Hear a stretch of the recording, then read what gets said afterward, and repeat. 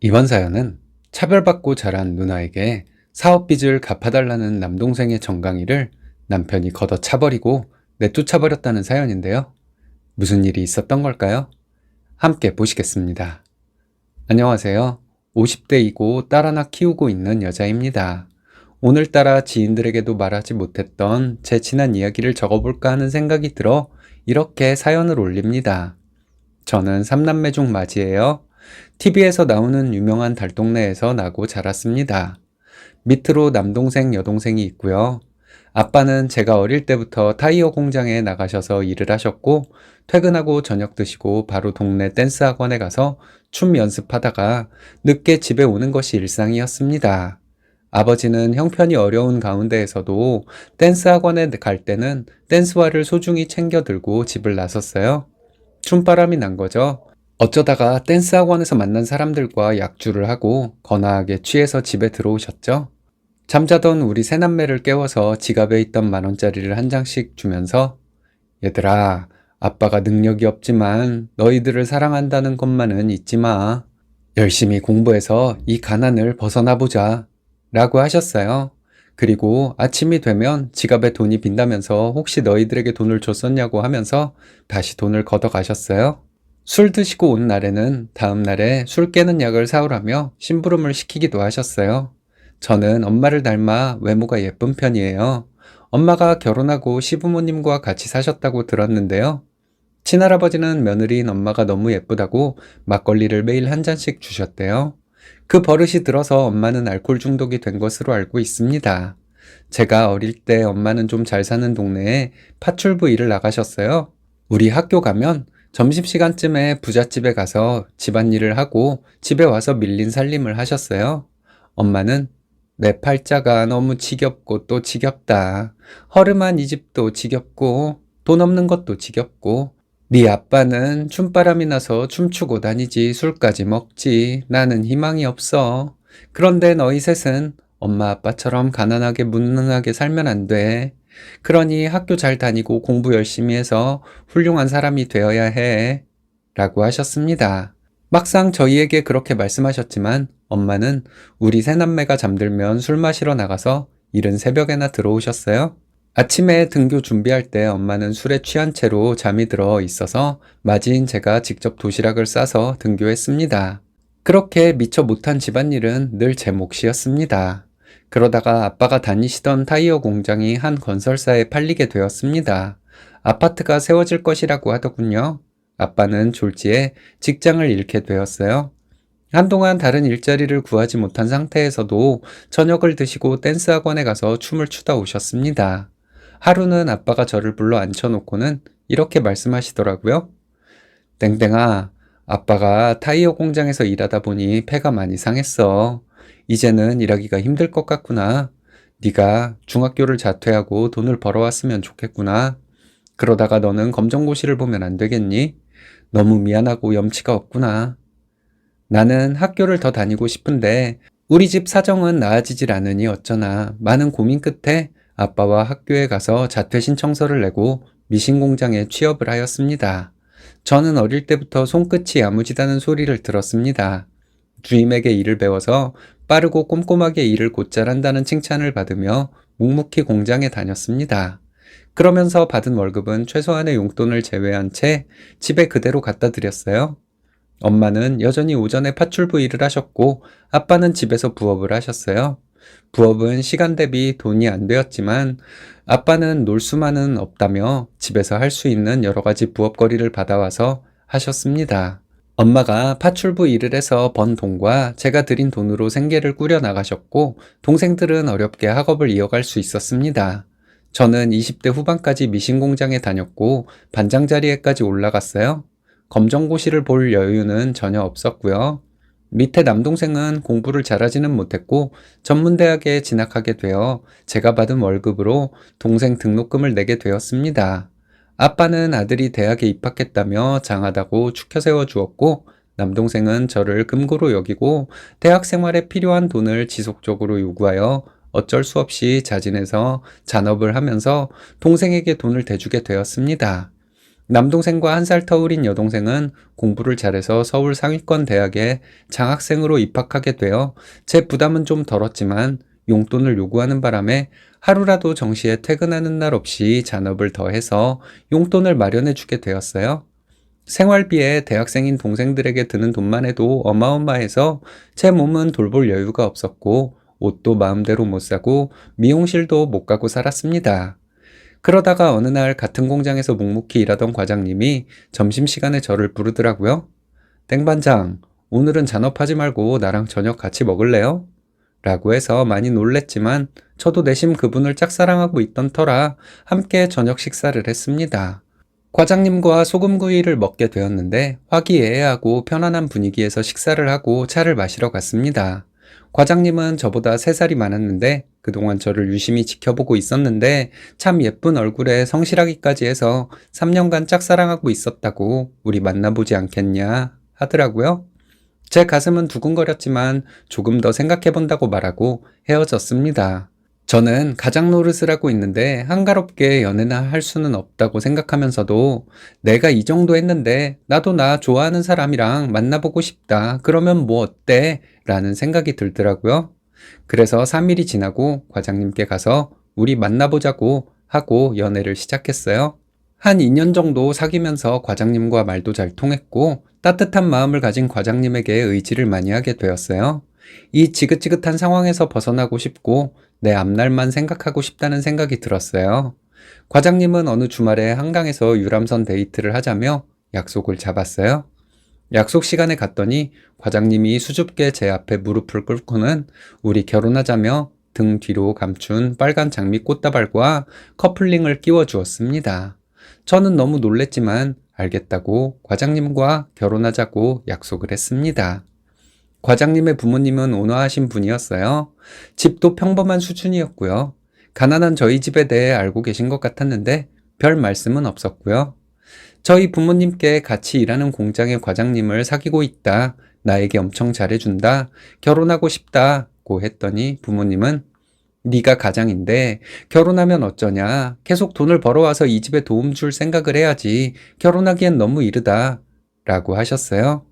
저는 이 지긋지긋한 집에서 빨리 나가고 싶어서 중학교도 자퇴하고 돈을 벌기 시작해서 생활비 드리고 다 큰 동생들 등록금에 용돈까지 주면서 살아왔다.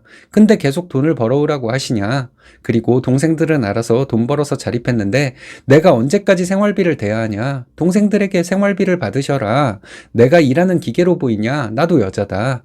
사랑하는 사람과 행복하게 살고 싶다. 제 결혼을 허락해주지 않으면 이 집을 나갈 것이다. 라고 말했습니다. 부모님은 며칠 생각해 보시더니 우리가 말이 너무 심했다고 하시면서 네가 그동안 고생했는데 좋은 남자 만났다니 축하할 일이다. 결혼해서 우리가 힘들 때 조금만 도와주면서 지내라고 하셨습니다. 그렇게 저는 결혼을 했고 3년 만에 예쁜 딸을 낳았어요. 딸은 저를 닮아 엄청 예뻤어요. 남편은 신혼 초까지 공장을 다니다가 휴대폰 대리점에서 일을 배우다가 판매점을 차려서 안정적으로 돈을 벌고 있습니다. 그런데 철없는 동생들은 취업을 해서도 부모님께 생활비를 잘 드리지 않더라고요. 부모님은 연로하셔서 돈 벌기 어려워졌고 늘 쪼들린다며 저에게 돈을 요구하셨어요. 몇 번씩 거절하다가 그래도 부모님 살아계실 때나 돈을 드리지 언제 드리겠나 싶어 조금씩 돈을 송금했습니다. 이런 상황을 알고 있는 남편은 따로 뭐라고 하지는 않았어요. 그러던 어느 날 아빠가 콜라텍에 다니다가 어떤 중년 여성을 만나게 되었다는 사실을 알게 되었습니다. 그 여성분이 아빠의 춤솜씨에 홀딱 반해 사귀자고 했다는데 아빠는 여기서 그치지 않고 그 여성분에게 돈까지 빌려줬다고 하더라고요. 전에 아빠 칠순이라고 해서 남편이 크게 드리고 싶다고 해서 동생들 모르게 1,000만 원을 이체해 드린 적이 있었거든요. 그 돈의 절반을 그 아줌마에게 냅다 빌려준 것을 엄마가 알게 돼서 대판 싸우고 난리가 났었습니다. 엄마는 수십 년간 춤바람 나고 돈벌이도 못하는 남편 이제 꼴도 보기 싫다고 하시고 아빠는 당신이야말로 매일 밤에 나가서 술 처먹고 이른 새벽이나 돼서 들어오는 주제에 뭘 잘했다고 하냐고 난리가 났었습니다. 저희 부모님은 그렇게 감정의 골이 깊어져 황혼이혼을 하게 되었습니다. 아빠는 고시원에 살고 계시고 엄마는 임대 아파트에 당첨이 되어서 혼자 살고 계세요. 이제는 연세가 드셔서 파출부는 못하시고 구청에서 하는 공공근로사업이 있을 때 가끔 일 나가고 계시고 술은 정신건강복지센터에서 알코올릭 프로그램 도움을 받아 금주에 성공하셨어요. 정말 다행이죠. 그런데 어느 날 남동생이 할 이야기가 있다며 저녁에 저희 집에 왔습니다. 남동생은 결혼해서 2명의 자녀를 낳고 살다가 사업에 여러 번 실패해서 빚이 늘어 올케와 이혼한 상태였어요.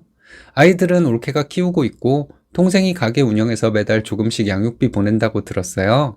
이번에 운영하던 호프집 경영이 악화되어 문을 닫게 되었다고 전화가 왔어요. 서울 유명 대학가 먹자골목에 오픈했는데 실내에 큰 어항을 넣고 인테리어비만 2억을 쓴 가게인데 초기에는 장사가 잘 되더니 주변에 경쟁업체가 많이 생겨 예전만큼 돈을 벌지 못한다고 가게를 접어야 될 것 같다고 하며 매형이 휴대폰 사업이 잘 되니 내 빚 좀 갚아줄 수 있냐고 하더라고요. 남편은 남동생의 말을 듣고 답답한지 담배를 피운다고 나갔고 저는 머리 끝까지 화가 났습니다. 외삼촌의 말을 들은 대학생 딸이 방에서 나왔습니다. 삼촌, 내가 엄마한테 들었는데 삼촌은 어릴 때 엄마가 집안일을 마다하지 않고 도왔는데 외삼촌은 남자라고 집안일 하나 안 했다면서요. 그리고 대학 등록금도 4번 다 엄마한테 받아가고 아르바이트도 별로 안 했다면서요. 우리 엄마는 집안 형편 때문에 중학교 다니다가 자퇴했잖아요. 우리 엄마 초졸이에요, 초졸. 알아요? 검정고시 볼 여유도 없이 남은 내 식구 뒷바라지하느라 허리 펴고 누울 시간도 부족했대요. 삼촌은 그런 누나가 불쌍하지도 않아요? 우리 엄마한테 고마운 마음은 가지고 있어요? 엄마가 외삼촌 개인은행이에요? 진짜 너무하네요. 외삼촌이 지원받은 대학 등록금 우리 엄마한테 갚아야 하는 거 아니에요? 그리고 우리 아빠가 돈 쉽게 버는 줄 알아요? 까다로운 고객들 한 명 한 명 상대해도 가입하는 사람이 많지 않아요. 아빠가 정신적으로 스트레스 받으면서 고객 비위 맞추면서 친절하게 상담해서 그나마 유지하고 있는 거예요. 삼촌 대출금을 아빠한테 빌려달라고 해도 빌려줄까 말까 할 텐데 갚아달라고 하는 게 말이나 돼요? 삼촌은 감당도 못할 일을 벌리고 그걸 왜 누나한테 해결해달라고 해요? 당장 나가세요. 라며 쉴 새 없이 외삼촌을 쏘아붙였습니다. 저희 딸아이가 이런 말을 할 줄 아는 아이라는 걸 그때 알았네요.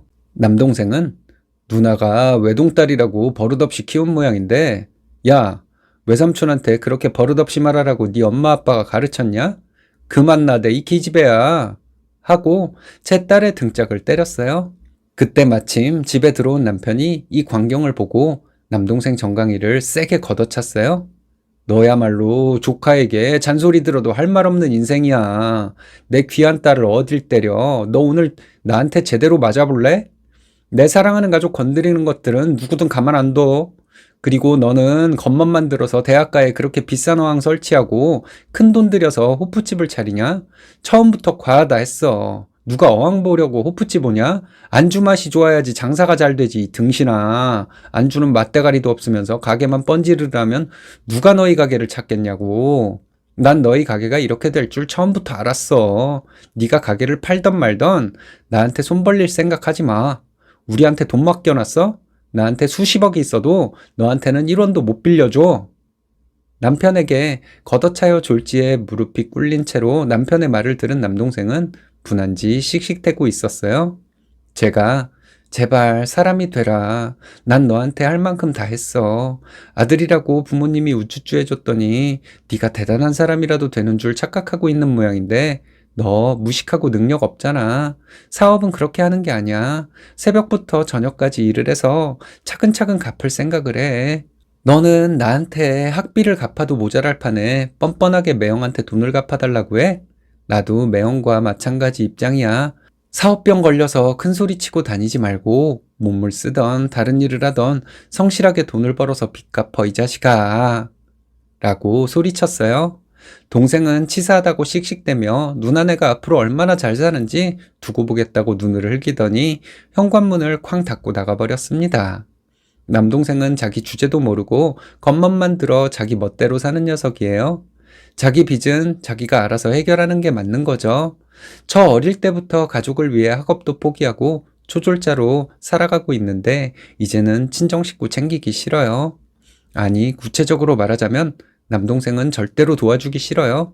제 나이도 많은데 제 마음 가는 대로 해도 되겠죠? 글을 쓰고 나니 마음이 좀 가벼워졌네요. 여러분들께서 따뜻한 위로와 조언을 저에게 주신다면 마음이 더 가벼워질 것 같습니다. 감사합니다. 고생 많이 하고 사셨네요. 그래도 좋은 남편과 똑소리 나는 따님이 있어서 행복하시겠습니다. 이제 가족들만 생각하시며 행복한 일상 만들어 가시기 바랄게요.